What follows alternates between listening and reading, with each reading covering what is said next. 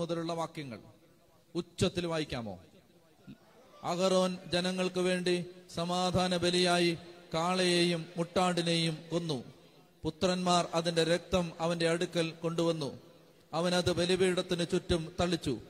അവർ കാളയുടെയും മുട്ടാടിന്റെയും കൊഴുത്ത വാലും ആന്തരികാവയവങ്ങളെ പൊതിഞ്ഞുള്ള മേധസ്സും വൃക്കകളും കരളിന്മേലുള്ള നെയ്വലയും എടുത്തു. അവർ മേധസ് മൃഗങ്ങളുടെ നെഞ്ചിനു മീതെ വെച്ചു. അവൻ മേധസ് ബലിപീഠത്തിൽ വെച്ച് ദഹിപ്പിച്ചു. മോശ കൽപ്പിച്ചിരുന്നത് പോലെ നെഞ്ചും വലത്തെ കുറകും അഹറോൻ കർത്താവിന്റെ സന്നിധിയിൽ നീരാജനം ചെയ്തു.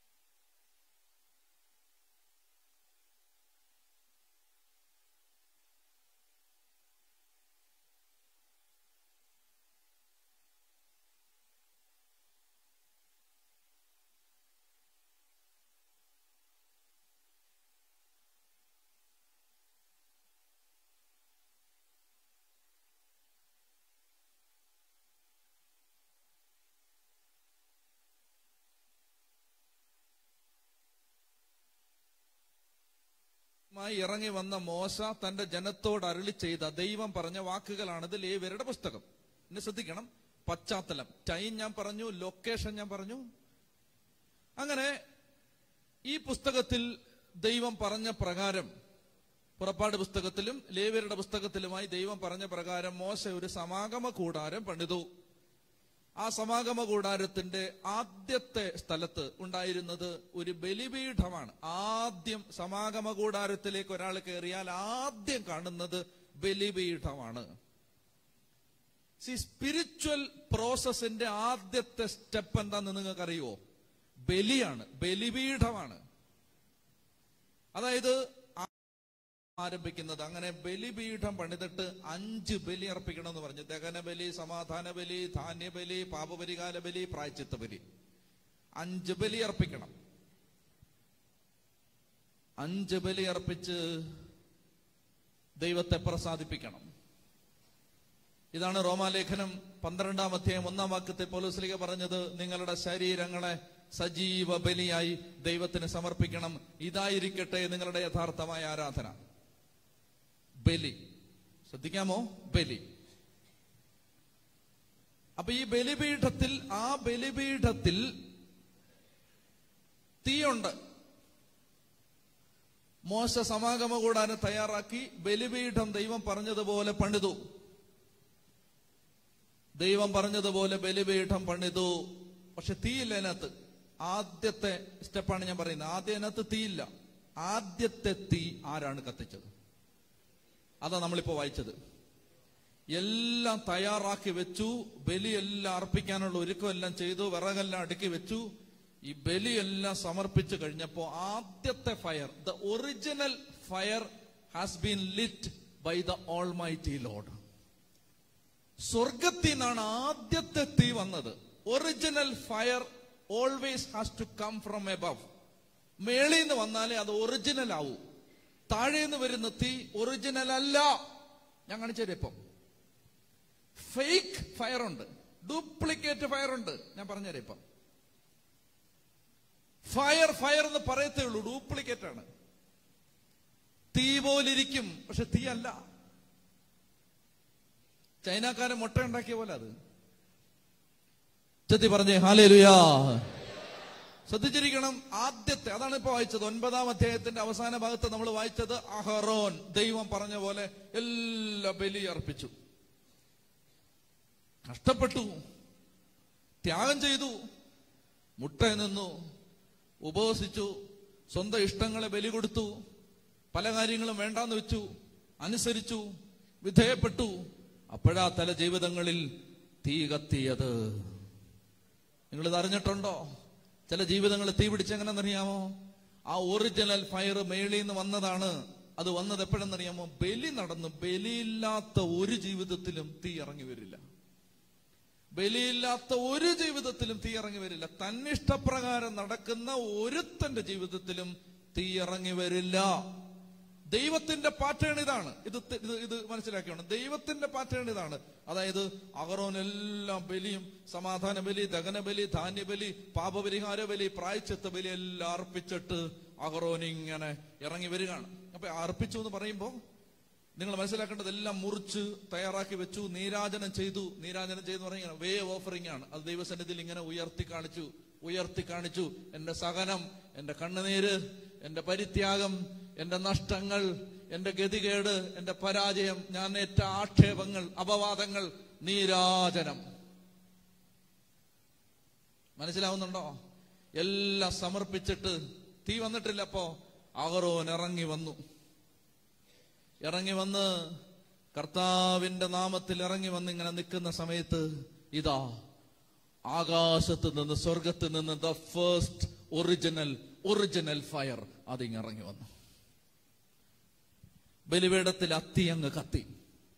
ഇനി ദൈവം പറഞ്ഞു, 6-ാം അധ്യായത്തിലാണ് നമ്മളിത് വായിക്കുന്നത്, 3 തവണ പറയുന്നുണ്ട്, ബലിപീഠത്തിലെ തീ കെട്ടുപോകരുത്. മനസ്സിലാവുന്നുണ്ടോ? ഒറിജിനൽ ഫയർ കർത്താവ് കത്തിച്ചു. ഇനി നമ്മുടെ ജോലി എന്താണ്? ഇതിങ്ങനെ കത്തിച്ചുകൊണ്ടിരിക്കണം. കെട്ടുപോകരുത്. തീയാണിത്, കെടാം. തീയുടെ സാധ്യത ആളിക്കത്താം, കെട്ടുപോകാം. തീക്ക് 2 ഡയമെൻഷനിലും സാധ്യതയുണ്ട്. ആളിക്കത്തുകയും ചെയ്യാം, കെട്ടുപോവുകയും ചെയ്യാം. അപ്പൊ ദൈവം പറഞ്ഞു, ഈ തീ കെട്ടുപോവല്ലേ? 6-ാം അധ്യായത്തിൽ 3 തവണ പറയുന്നുണ്ട്, ഈ തീ കെട്ടുപോവല്ലേ? അപ്പൊ പുരോഹിതന്മാരുടെ ഒരു ജോലിയായിരുന്നു, എല്ലാ ദിവസവും സമാഗമ കൂടാരത്തിൽ രാവിലെയും വൈകിട്ട് വന്ന് തീ ഇങ്ങനെ കത്തിച്ചുകൊണ്ടിരിക്കും. ബലിപീഠത്തിൽ ഒരു തീ കത്തിച്ചുകൊണ്ടിരിക്കും. ശ്രദ്ധിക്കണേ, 9-ാം അധ്യായത്തിൽ അപ്പൻ ബലി അർപ്പിച്ച് തീ ഇറങ്ങി വന്ന് ജനം എന്നാ ചെയ്തു? സാഷ്ടാംഗം വീണു. അപ്പൊ നോക്കിയപ്പോ എല്ലാ കാര്യങ്ങളും ചിട്ടയായിട്ട് ചെയ്തു. ദൈവത്തിന്റെ തീ ഇറങ്ങി വന്നു. ജനമെല്ലാം ഇങ്ങനെ വണ്ടറടിച്ച് നിന്നു. എല്ലാവരും അത്ഭുതപ്പെട്ടു. ആ നാട്ടിലെല്ലാം സംസാര വിഷയമായി. അപ്പൊ ഇത് കണ്ടുകൊണ്ട് 2 ചെറുപ്പക്കാരവിടെ നിൽക്കുകയാണ് 10-ാം അധ്യായത്തിൽ. ആ ചെറുപ്പക്കാരുടെ പേരാണ് അഹറോന്റെ പുത്രന്മാരായ നാദാബും അബീഹുവും.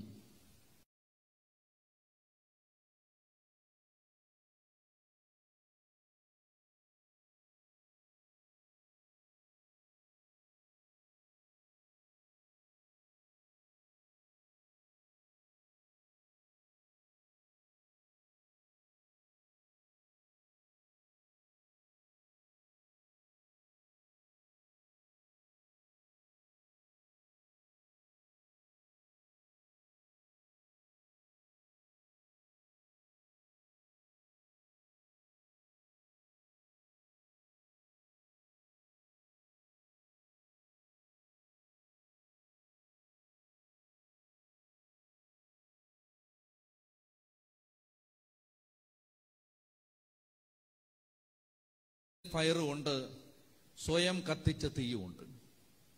ഇത് 2 സാധ്യതയാണ്. അതായത് ഒറിജിനൽ കണ്ടപ്പോ ഡ്യൂപ്ലിക്കേറ്റുമായിട്ട് ആളുകൾ ഇറങ്ങും. കണ്ട 2 തീയാണ്.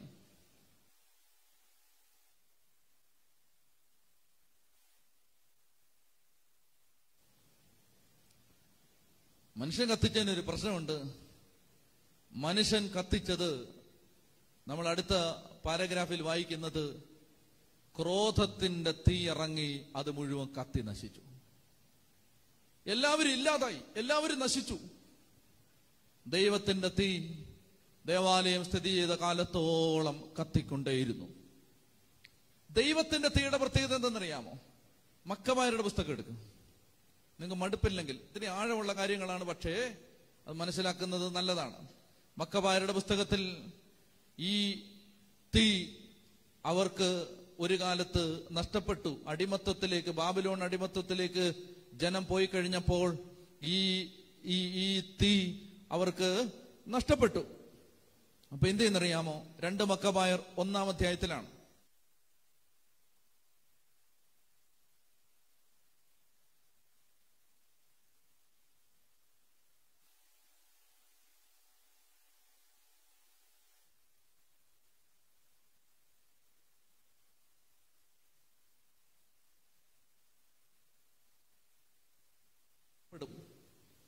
ദേവാലയം കത്തിക്കരിഞ്ഞ് ചാമ്പലാവും.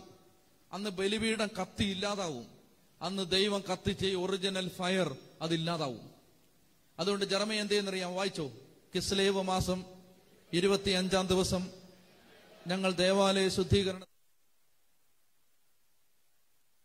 കാരണം കൂടാര തിരുനാളും ദേവാലയവും ബലിപീഠവും നിർമ്മിച്ച നെഹമ്യാ നൽകപ്പെട്ട അഗ്നിയുടെ തിരുനാളും നിങ്ങൾ ആഘോഷിക്കേണ്ടതാണ്. നമ്മുടെ പിതാക്കന്മാർ അടിമകളായി പേർഷ്യയിലേക്ക് നയിക്കപ്പെട്ടപ്പോൾ ഭക്തന്മാരായ പുരോഹിതന്മാർ ബലിപീഠത്തിൽ നിന്ന് അല്പം അഗ്നിയെടുത്ത് പൊട്ടക്കിണറ്റിൽ ഒളിച്ചു വെച്ചു. ഇത് ഒറിജിനൽ ഫയറാണ്, അതായത് ദൈവം കത്തിച്ച ഫയറാണ്. ആ ഫയർ ദേവാലയം നശിപ്പിക്കപ്പെടാൻ സാധ്യതയുണ്ടെന്ന് മനസ്സിലായി. പേർഷ്യക്കാര് വരികയാണ്.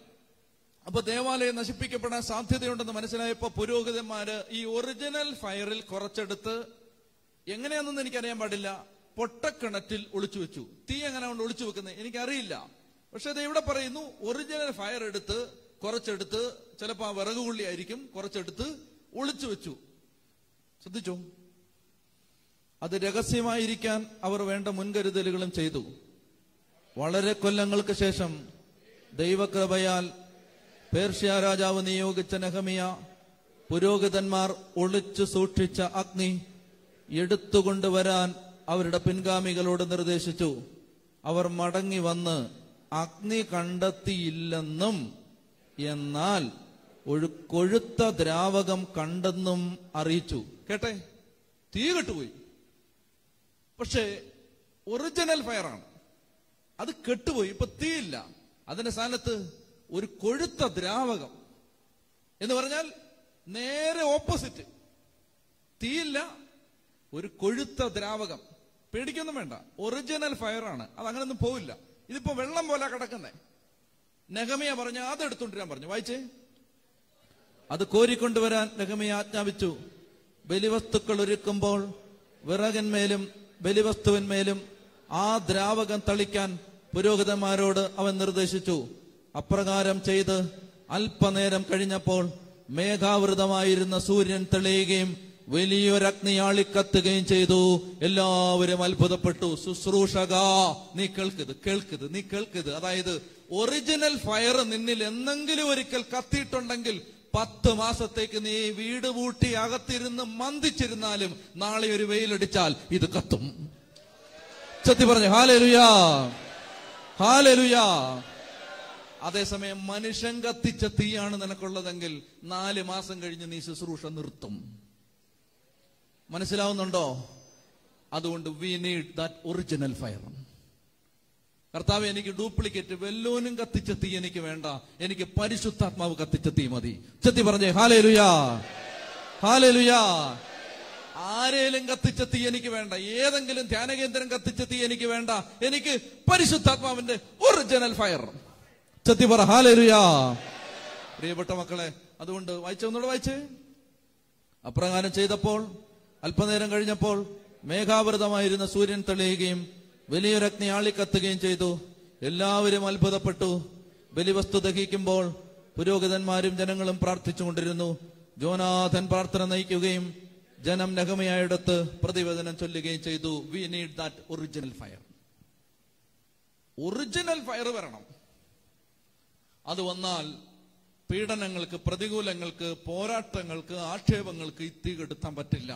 ഓരോ തിരിച്ചടി വരുമ്പോഴും ഈ തീ കൂടുതൽ ശക്തിയോടെ കത്തിക്കൊണ്ടിരിക്കും. അതാ എന്റെ പ്രത്യേകത. ഓരോ പ്രതികൂലം വരുമ്പോഴും പിന്നെ ആവേശമാണ്.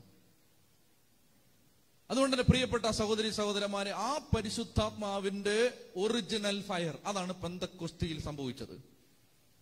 ബൈബിളില് ഏതാണ്ട് 7 സന്ദർഭങ്ങളിൽ തീ ഇറങ്ങുന്നുണ്ട്. എല്ലാം പറയാൻ സമയമില്ല. ആദ്യമായിട്ട് തീ ഇറങ്ങുന്നത്, അഗ്നി ഇറങ്ങി വരുന്നത് അബ്രഹാം ഒരു ബലി സമർപ്പിക്കുമ്പോഴാണ്. അതിലേക്ക് പോകുന്നില്ല ഞാൻ. രണ്ടാമതായിട്ടൊരു തീ ഇറങ്ങുന്നത് അഹറോൻ ബലിവസ്തുക്കൾ സമർപ്പിച്ച് കഴിയുമ്പോഴാണ്. പിന്നെ ഒരു തീ ഇറങ്ങുന്നത്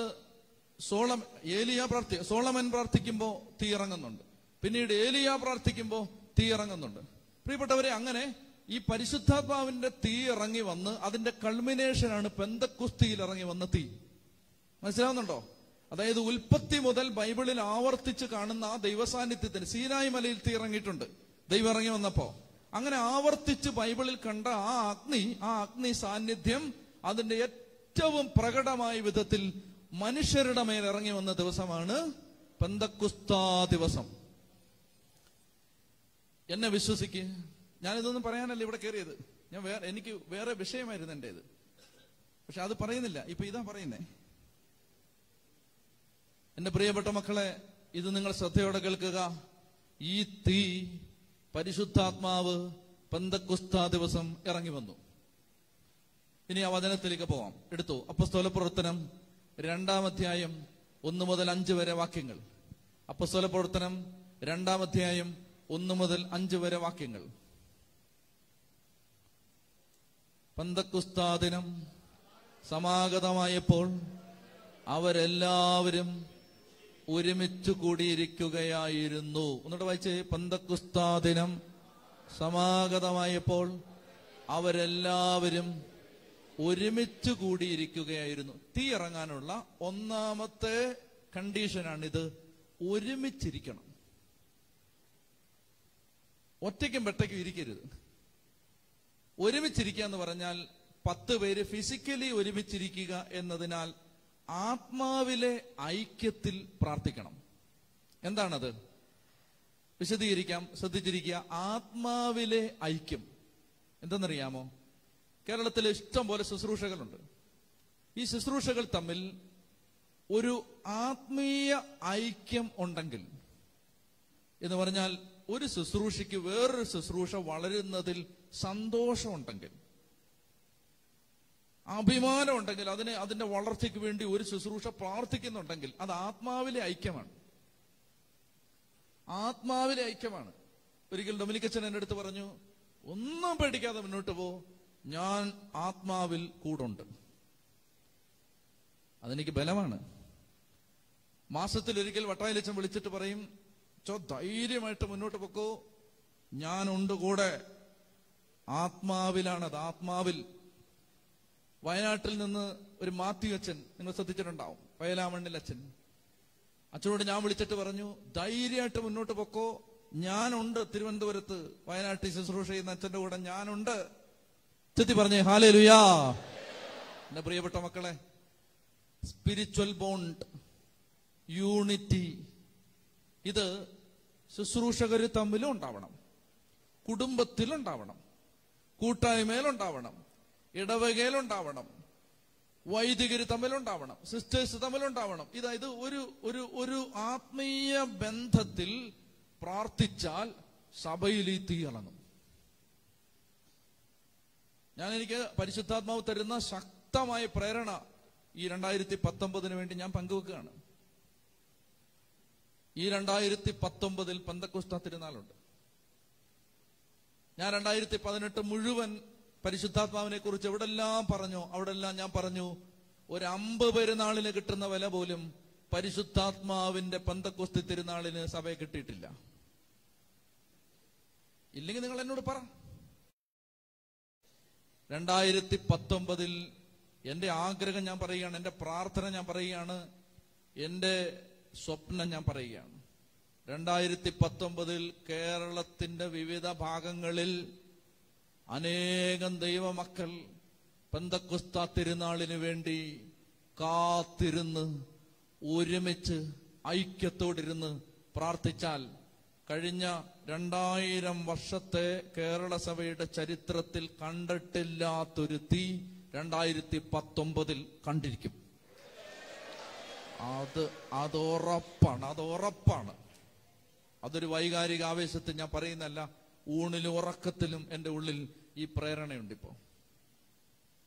അതായത് പരിശുദ്ധാത്മാവിന് ഒരുമിച്ചിരിക്കണം. അതെ, ഇപ്പോ ഇതിനകത്തൊരു 430 പേരുണ്ട്.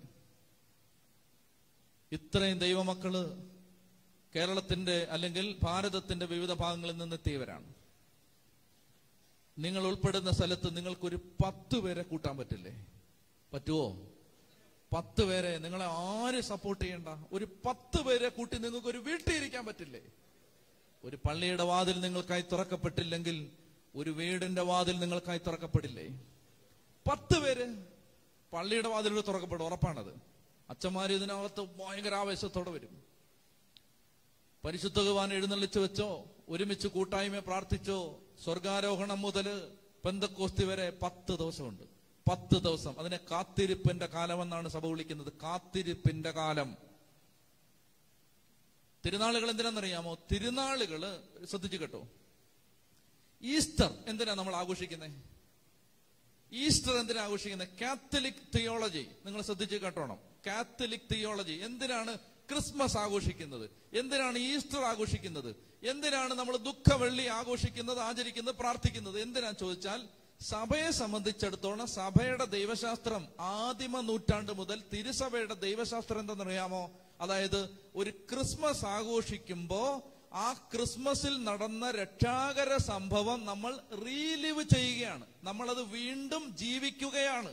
കാലിത്തൊഴുത്തിൽ യേശു പിറന്ന ആ അനുഭവം നമ്മൾ ഓർക്കുക മാത്രമല്ല, ആ ഓർമ്മയിൽ പെന്തക്കോസ്താ ദിനം സമാഗതമായപ്പോൾ അവരെല്ലാവരും ഒരുമിച്ച് കൂടിയിരിക്കുകയായിരുന്നു.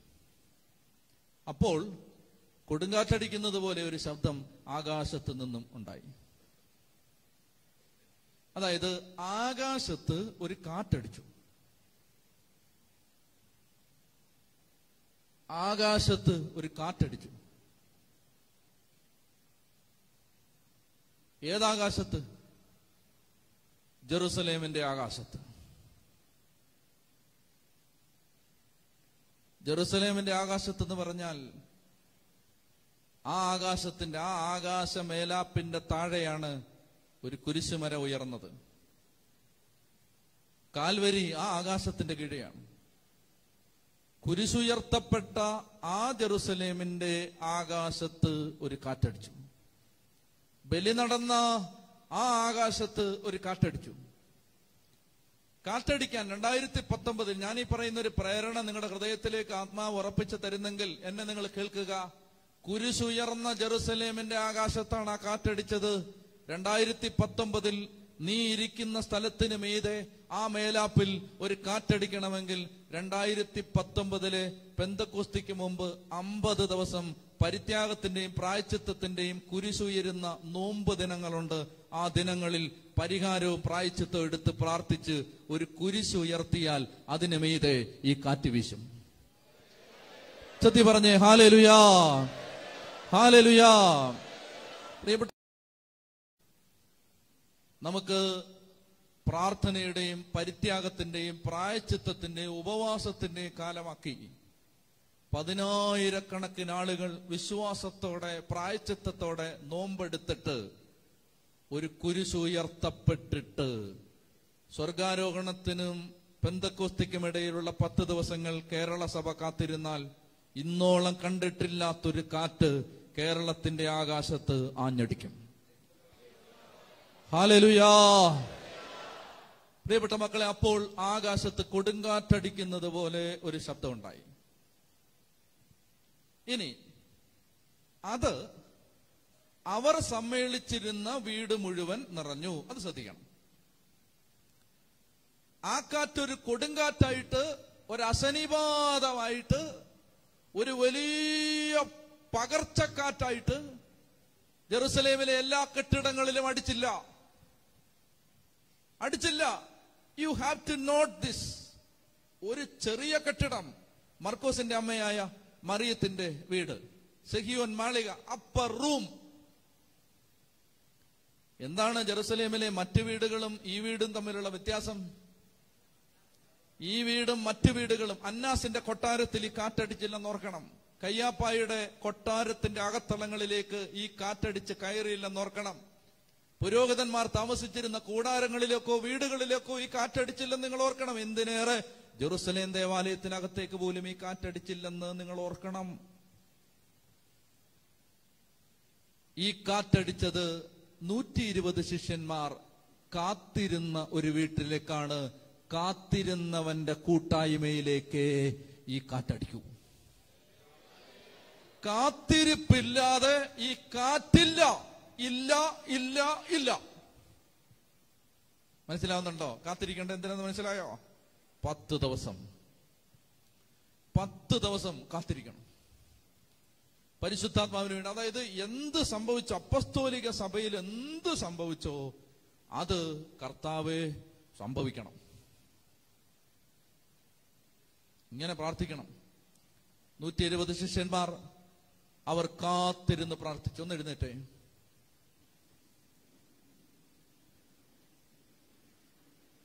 ഒരു കെട്ടുകഥയല്ല, ഒരു ഭാവനാവിലാസമല്ല, കൽപ്പിത കഥയല്ല, ഭ്രമകൽപ്പനയല്ല, ആരുടെയെങ്കിലും മനസ്സിൽ വിരിഞ്ഞ ചില മായാവിലാസമല്ല. മറിച്ച് അതൊരു വളരെ ജെനുവിനായ എക്സ്പീരിയൻസ് ആണ്. അഗ്നിജ്വാലകൾ പോലെയുള്ള നാവുകൾ തങ്ങൾ ഓരോരുത്തരുടെ മേലും വന്നു നിൽക്കുന്നതായി അവർ കണ്ടു. ശ്രദ്ധിക്കണേ, അതായത് അഭിഷേകത്തിന് ഓരോരുത്തർക്കും ഓരോ അഭിഷേകമാണ്. അഭിഷേകത്തിന് ഫോട്ടോസ്റ്റാറ്റ് കോപ്പിയില്ല. മനസ്സിലാവുന്നുണ്ടോ? അഭിഷേകത്തിന് പകർപ്പില്ലെന്ന് ആളുകൾ പ്രാർത്ഥിക്കുന്ന ഞാൻ കേട്ടിട്ടുണ്ട്. ദൈവമേ, വട്ടായിലച്ചന്റെ അഭിഷേകം എനിക്ക് തരണേന്ന്. ഫൂളിഷ്നെസ്. വട്ടായിലച്ചന്റെ അഭിഷേകം വട്ടായിലച്ചന്, അത് വേറെ തീയാടാ, നിനക്ക് വേറെ തീയാന്ന്. മനസ്സിലാവുന്നുണ്ടോ? തോവേ, ഡൊമിനിക്കച്ചന്റെ അഭിഷേകം തരണേ. ഡൊമിനിക്കച്ച ഇപ്പൊ തരാനിരിക്കുക ഡൊമിനിക്കച്ചന്റെ അഭിഷേകം. അതായത് ഓരോരുത്തർക്കും ഓരോ തീയാന്ന്. ഓരോരുത്തർക്കും ഓരോ തീ. ഓരോരുത്തർക്കും ഓരോ തീ അല്ല, ഓരോ തീ. ചത്തി പറഞ്ഞേ ഹല്ലേലൂയാ, ഹല്ലേലൂയാ. ഓരോരുത്തർക്കും ഓരോ തീ. You have to be specific. ഓരോ തീ. അതായത് ഒരു സ്ഥലത്ത് ചെല്ലുമ്പോ വട്ടായിലച്ചൻ ഒരു കട്ടിലെ കിടന്നെന്ന് വെച്ചോ, ഒരുത്തൻ ആ ബെഡ്ഷീറ്റ് എടുത്തോണ്ട് ഓടുകയാണ്. എന്തിന്? അഭിഷേകം കിട്ടാൻ.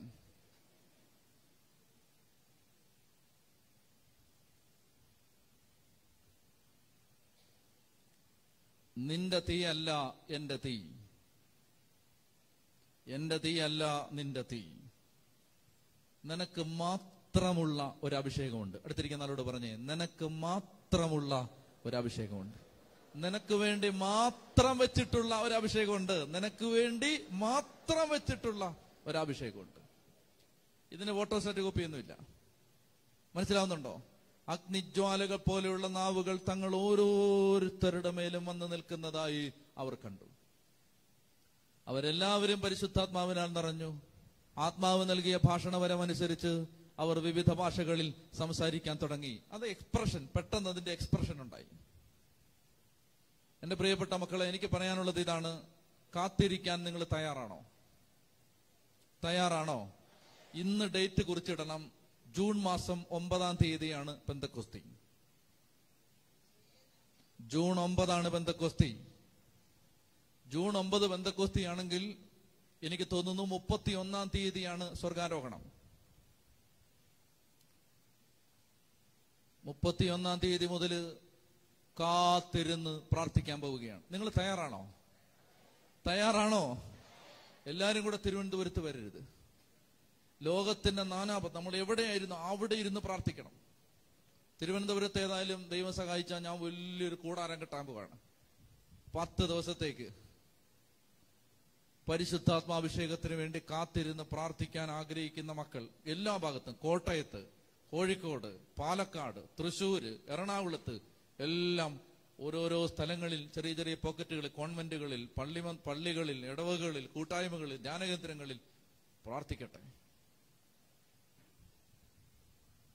കാത്തിരുന്നാൽ വരാൻ കാത്തിരിക്കുന്ന ഒരാത്മാവുണ്ട്.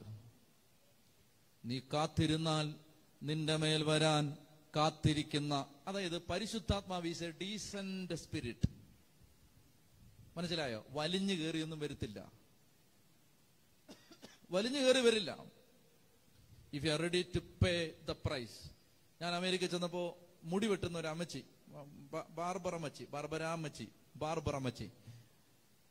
അമേരിക്കക്കാരിയാണ്. ഞാൻ താമസിച്ചിരുന്ന സ്ഥലത്ത് തന്നെ കാണാൻ വന്നു. എന്നിട്ട് ഞാനിങ്ങനെ അറിയാവുന്ന പൊട്ട ഇംഗ്ലീഷിലേക്ക് എന്തൊക്കെ പറഞ്ഞ് പ്രാർത്ഥിച്ച് പോകാൻ നേരം അമ്മച്ചി എനിക്ക് $10 തന്നു. ഞാൻ പറഞ്ഞു, അയ്യേ എനിക്ക് വേണ്ടെന്ന് പറഞ്ഞു. $10 അമ്മച്ചി തന്നു. അമ്മച്ചി പറഞ്ഞു, നീ ഇത് എടുത്തോളാൻ പറഞ്ഞു. $10. ഞാൻ പറഞ്ഞു, എനിക്ക് വേണ്ട അമ്മച്ചി എന്ന് പറഞ്ഞു. പ്രാർത്ഥിച്ചതിന് ഞാൻ പൈസ വാങ്ങിക്കത്തില്ലെന്ന് പറഞ്ഞു. അപ്പൊ അമ്മച്ചി എന്റെ അടുത്ത് പറഞ്ഞ്, എന്റെ അമ്മ എന്നോട് പറഞ്ഞിട്ടുണ്ട്, if you pray you have to പേ.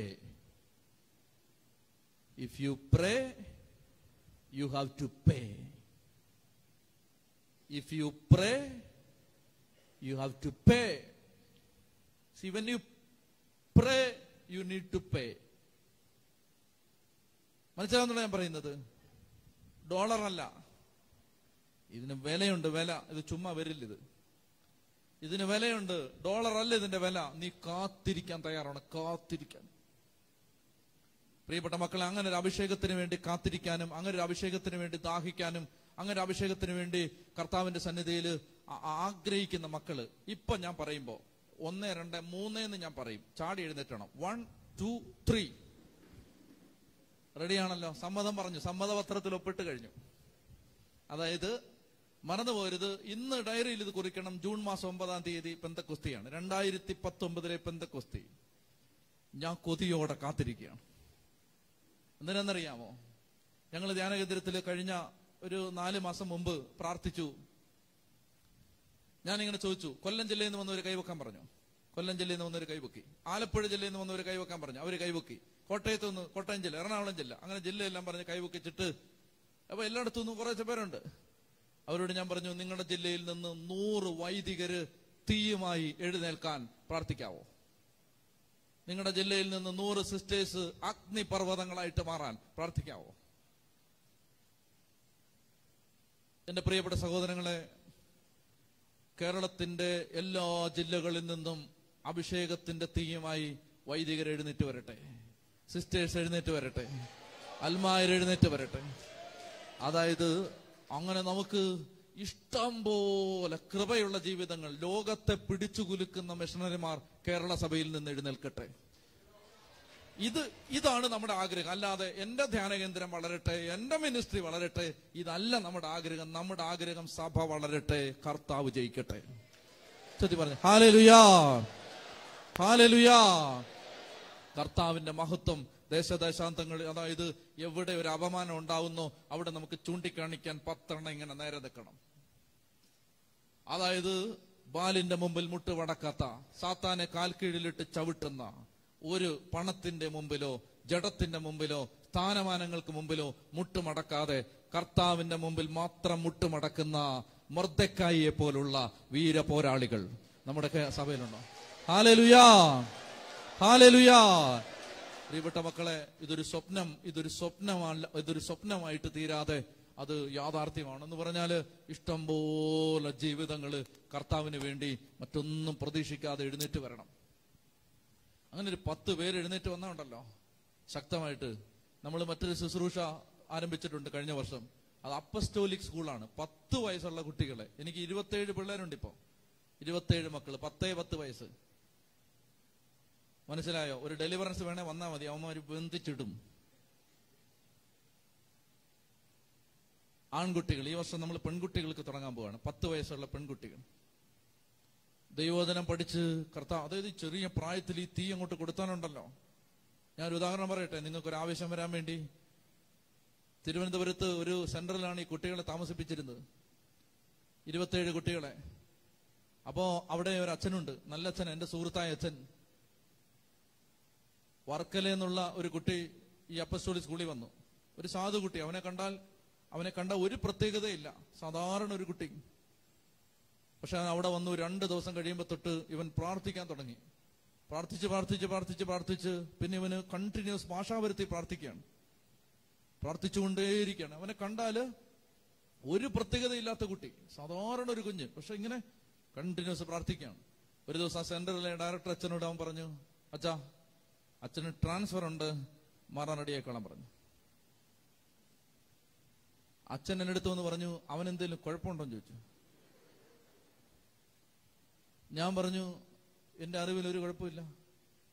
അവൻ എന്നെ അടുത്ത് ഞാൻ വന്നിട്ട് 2 കൊല്ലമേ ഉള്ളൂ. അവൻ എന്നോട് പറയാണ് എനിക്ക് ട്രാൻസ്ഫർ ആട്ടെന്ന്.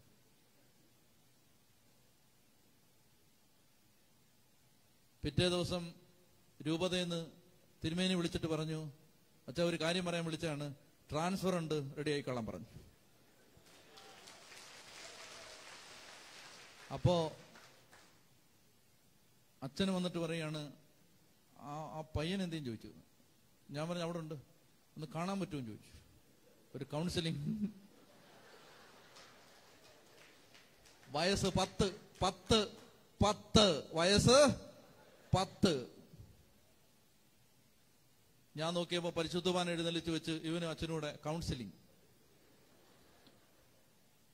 ചത്തി പറഞ്ഞേ ഹല്ലേലൂയാ, ഹല്ലേലൂയാ.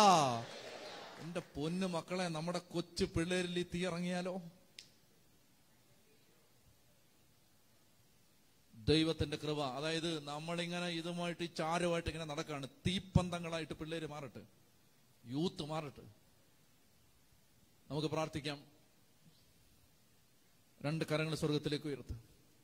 നന്നായിട്ട് ദാഹിക്ക്, ആഗ്രഹിക്ക്. പ്രിയപ്പെട്ട മക്കളെ, ആരെയും നിങ്ങൾ ഇനി ശ്രദ്ധിക്കരുത്. കീബോർഡിന്റെ സൗണ്ട് ഇല്ല, പാട്ടില്ല, ഒന്നുമില്ല. അഭിഷേകം ഉണ്ടാവണമെങ്കിൽ കീബോർഡ് വേണമെന്നൊരു നിർബന്ധമില്ല. കണ്ണടച്ച് കൃപയോടെ ആഗ്രഹിച്ച് ഞാൻ മൈക്കിലൂടെ ഒരു ശബ്ദവും അധികം ഒന്നും പറയില്ല. ഇടയ്ക്കിടയ്ക്ക് എന്തെങ്കിലും മാത്രം പ്രാർത്ഥിക്കും. നിങ്ങളുടെ സ്വരം ഇവിടെ ഉയർന്നു കേൾക്കണം. കീബോർഡില്ല, മൈക്കില്ല, പാട്ടില്ല, ഒന്നുമില്ല. നിങ്ങൾ പ്രാർത്ഥിച്ചുകൊണ്ടിരിക്കണം. ശക്തമായിട്ട് സ്തുതിച്ചോളുക. ഹല്ലേലൂയാ. ആത്മാവിന്റെ തീ ഇറങ്ങി വരണം. വിട്ടുകൊടുക്കാൻ കൃപ വന്ന് നിറയണം. ജീവിതങ്ങളിലേക്ക് പുതിയൊരു അഭിഷേകം വന്ന് നിറയണം. ഏറ്റെടുക്കാൻ, ജീവിതങ്ങളെ ഏറ്റെടുക്കാൻ ആത്മാവേ അങ്ങ് ഇറങ്ങി വരണം. സീനായി മലയിൽ ഇറങ്ങി വന്നതുപോലെ ഇറങ്ങി വരണം. ഹോറബ് മലയിൽ ഇറങ്ങി വന്നതുപോലെ ഇറങ്ങി വരണം. കാർമൽ മലയിൽ ഇറങ്ങി വന്നതുപോലെ ഇറങ്ങി വരണം. അപ്പാ, അപ്പാ, പാവപ്പെട്ട അങ്ങയുടെ മക്കളുടെ മേൽ ഇറങ്ങി വരണം. ഞങ്ങൾക്ക് വേണ്ടത് ഒറിജിനൽ ഫയറാണ്. ദൈവം കൊളുത്തുന്ന തീയാണ് ഞങ്ങൾക്ക് വേണ്ടത്. ദൈവം കൊളുത്തുന്ന തീയാണ് ഞങ്ങൾക്ക് വേണ്ടത്. ഞങ്ങൾക്ക് വേണ്ടത് കർത്താവ് കൊളുത്തുന്ന തീയാണ്. ഞങ്ങൾക്ക് വേണ്ടത് ദൈവം കൊളുത്തുന്ന തീയാണ്. അപ്പാ, അപ്പാ, അപ്പാ, അപ്പാ, അപ്പാ, അപ്പാ, അപ്പാ, അപ്പാ, അപ്പാ, അപ്പാ. നാവിന്റെ കെട്ടഴിയട്ടെ ഈശോയെ.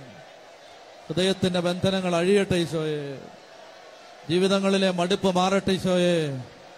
ചത്തും ചതഞ്ഞും മരവിച്ചും കിടക്കുന്ന ഓരോ ജീവിതത്തിന്റെ മേലും ആത്മാവിന്റെ തീ ഇപ്പോൾ ഇറങ്ങി വരട്ടെ.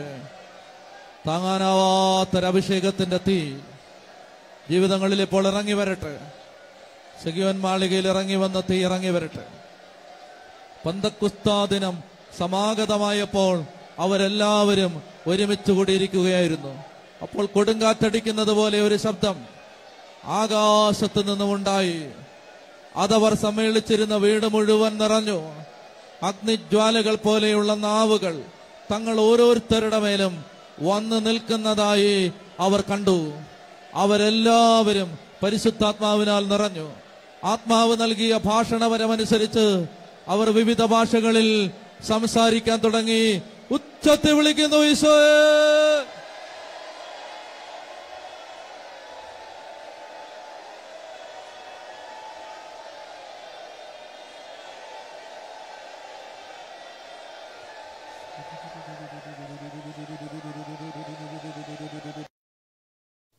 വലിയ ഒരു അഭിഷേകത്തിന്റെ മേലാപ്പ് ഈ മക്കളുടെ മേൽ ഇന്ന് നിറയണം.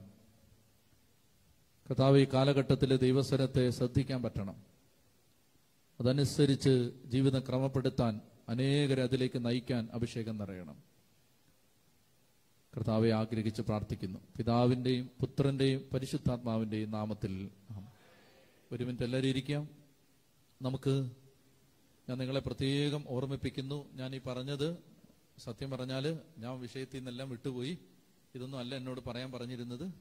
പക്ഷേ കർത്താവ് അത് ആഗ്രഹിക്കുന്നു എന്ന് ഞാൻ വിചാരിച്ചതുകൊണ്ട് അതിലേക്ക് വന്നതാണ്. നമുക്ക് ഈ 2019 ജൂൺ മാസം 9 മറക്കരുത്, ഇന്ന് ഡയറിയിൽ അത് കുറിക്കണം. ആ 10 ദിവസങ്ങളിൽ വേറെ ഒരു പ്രോഗ്രാമും ഒന്നും ഏറ്റെടുക്കരുത്, ധ്യാനങ്ങൾക്കൊന്നും പോകരുത്. അന്ന് ഫ്രീ ആയിരിക്കണം. എന്റെ കലണ്ടറിൽ അത് ബ്ലാങ്കാണ്, ഒരു ധ്യാനവും ഇല്ല. ആ 10 ദിവസം നമ്മൾ മുഴുവൻ ആഗ്രഹിച്ചിരുന്ന് പ്രാർത്ഥിക്കാൻ പോവുകയാണ്. നമുക്ക് വേണ്ടി മാത്രമല്ല, സഭയ്ക്ക് മുഴുവനും വേണ്ടി.